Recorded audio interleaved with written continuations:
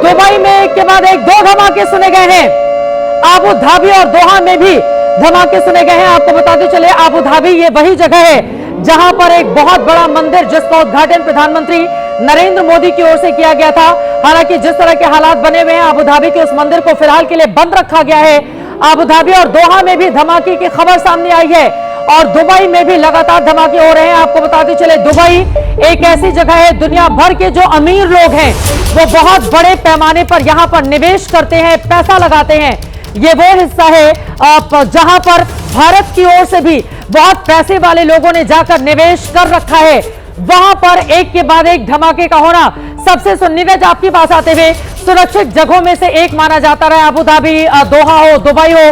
Dubai में तो बहुत, अभी मैं हाल में होकर आई थी, बहुत बड़ी तादाद में वहां पर इंडियंस ने भी अपने पैसे लगाकर रखे हुए हैं। कुछ लोगों ने मल्टी स्टोरीज बिल्डिंग वहां पर खरीद कर रखी हुई है, कुछ लोगों ने दुकानें लेकर रखी हुई है। हजारों की तादाद में लोग वहां पर काम करते हैं। वहां पर भी धमाके की खबर लगातार सामने आ रही है। दुबई से जो जानकारी सामने आ रही है, और क्या इस बाबत जानकारी देंगे? देखिए, जो अबू धाबी और दुबई और कतर में जो दोहा में जो अटैक्स की, जो धमाके की बात है, ये हो सकता है कि ईरान ने जो वहां पर ड्रोन अटैक्स किए हों और इन ड्रोन अटैक्स को काउंटर करने के लिए इन देशों ने यूएई में अपने एयर डिफेंस सिस्टम को लॉन्च किया होगा। आसमान में जब इन ड्रोन्स को मारा जाता है, जो मिसाइल जाती है नीचे से जाती है, उनकी आवाज भी होती है। तो ये धमाके जो है चित्रा लगभग वही हो सकते हैं, क्योंकि ईरान लगातार जो है इन देशों के ऊपर अपने ड्रोन्स अटैक कर रहा है, मिसाइल अटैक कर रहा है। कल ही हमने देखा था यूएई की तरफ से जो बयान आया था उनके रक्षा मंत्रालय की तरफ से कि करीब करीब 500 ड्रोन्स जो है पिछले 36 घंटे, क्योंकि कल आया था, 36 घंटे तक बातचीत भी की थी यूएई से। बिल्कुल, तो इसके बाद ही बातचीत की गई थी, क्योंकि उन्होंने करीब करीब 500 ड्रोन्स जो अटैक किए,